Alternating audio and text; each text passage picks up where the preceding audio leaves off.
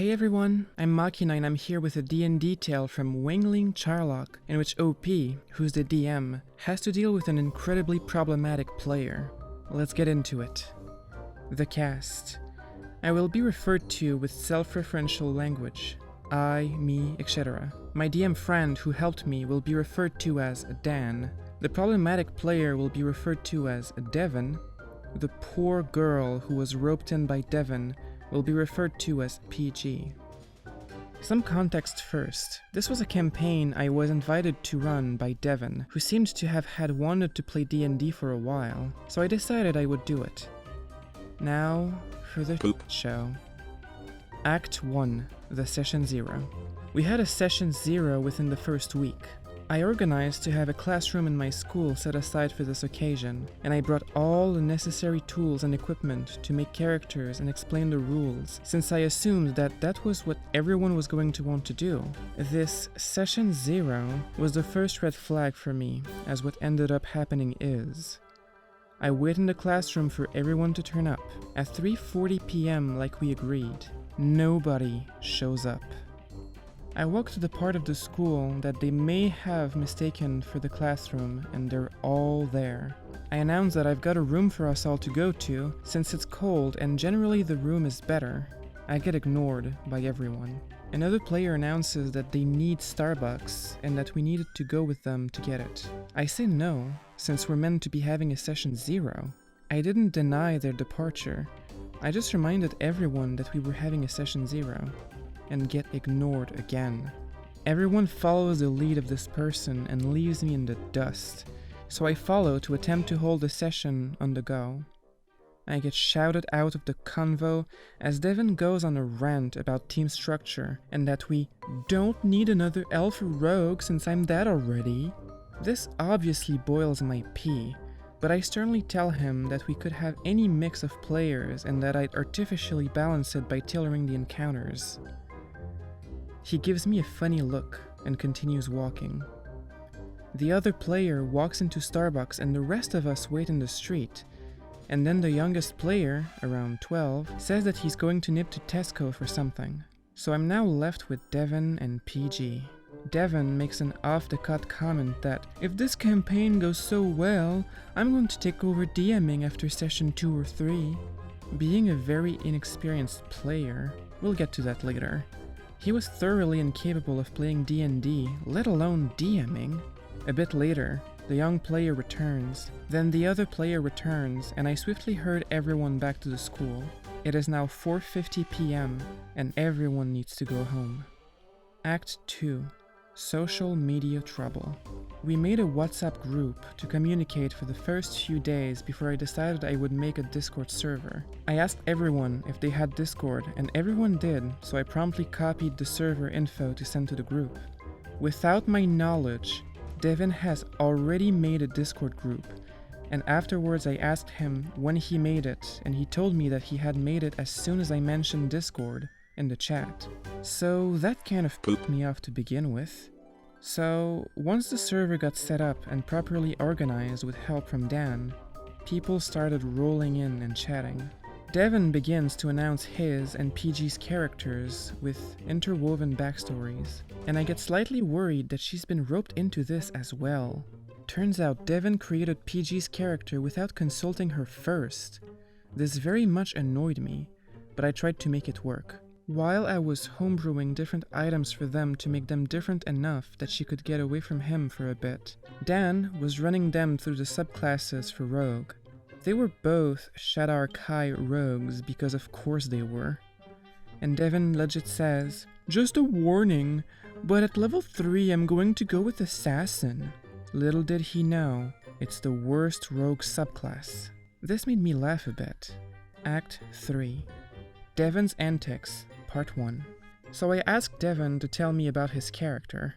I found out that his character was named Rainer, and that PG's character was called Sylvia, and apparently they're both noble hunting, tribal cannibals.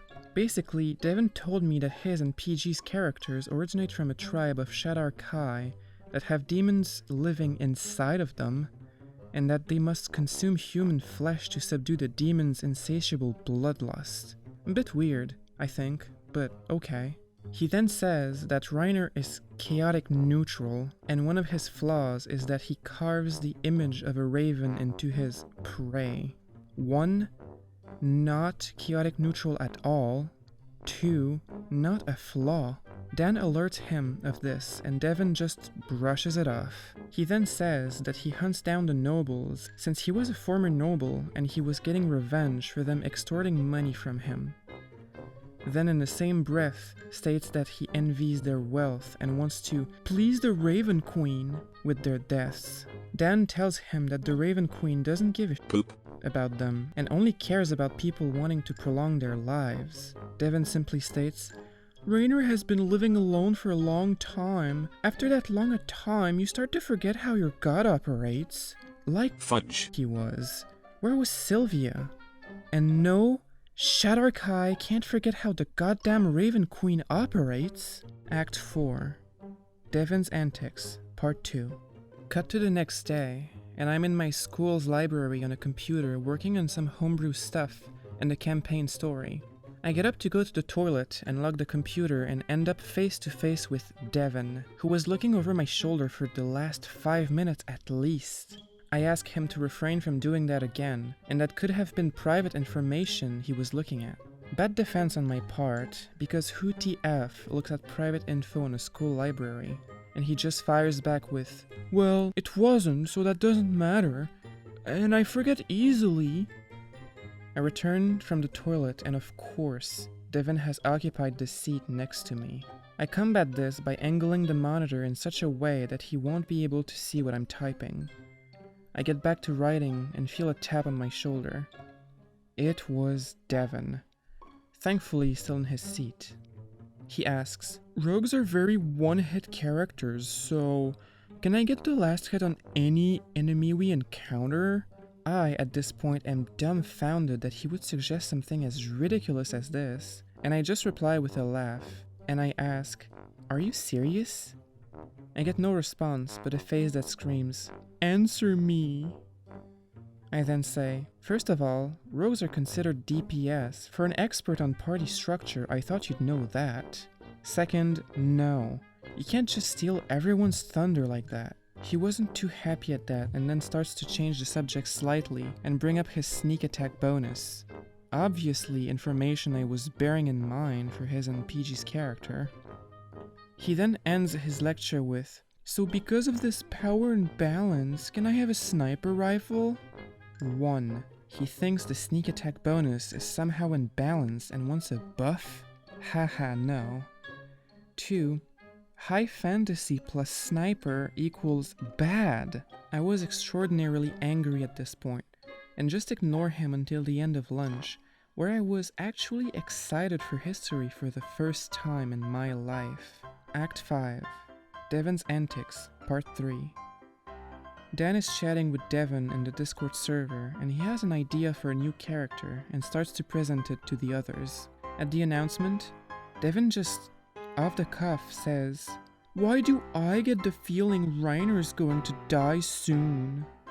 Dan presents a vampire warlock, Raven Queen, of course, and Devon pipes up with, so this is how Reiner dies, a vampire, of the god he used to worship. Great. Dan tries his best to reassure Devon and says, you know PvP is a no-go, right?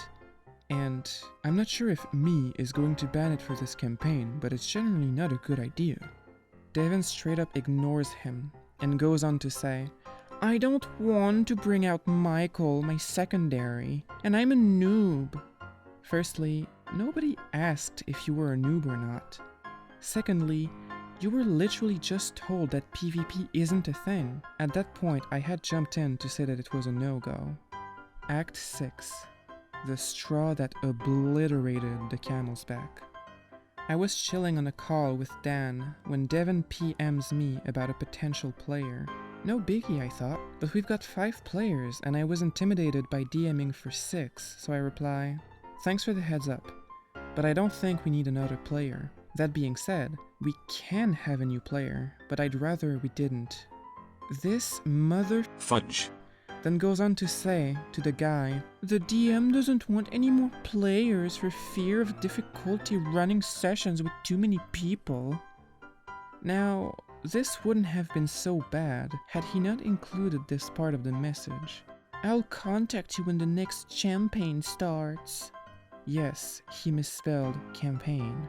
Devon not only caused a shitstorm during the build-up to the campaign that never happened, but has the audacity to assume I was gonna run another campaign for his butt. Yeah, nope. Little detail. He also included the point of saying, "which is understandable since it's his first time DMing." This might just be me, but I was quite annoyed that he was speaking as if he had more experience than me. Act 7. Saying our goodbyes. I had had enough. I was ready to bail on Devon spectacularly. So I asked Dan to kickstart the discussion. This was because, as someone who is autistic, I find it difficult to make big decisions by myself. So I asked Dan just to give me a head start so I could say my piece and leave. To Devon's utter dismay, the campaign with 5 rules made because of him was coming to a close prematurely, because he couldn't settle with being told no. I swear, I don't know how that boy is going to handle himself in the real world if this is what he's like. By far the worst player I've ever had the displeasure of dealing with, DM or not. At least, I could write the story because of it. TLDR, failed edgelord Shadar Kai Rogue gets his request for a sniper rifle and the last hit on every enemy denied, ruins the campaign story for himself by noseying in on DM, ropes in people who are clearly not interested, gatekeeps races/classes for other players for his own gain, gets campaigns swiftly aborted because of him. Wow, that guy sure was next level edgelord. Him requesting to have every single last hit on every enemy and have a sniper rifle clearly demonstrates how little he knows about D&D, yet he kept pretending that he knew more than OP. I really hope OP has managed to bring together a better group, and that he can now run the campaign he wanted to run initially. Either way, thanks for watching and I'll see you next time.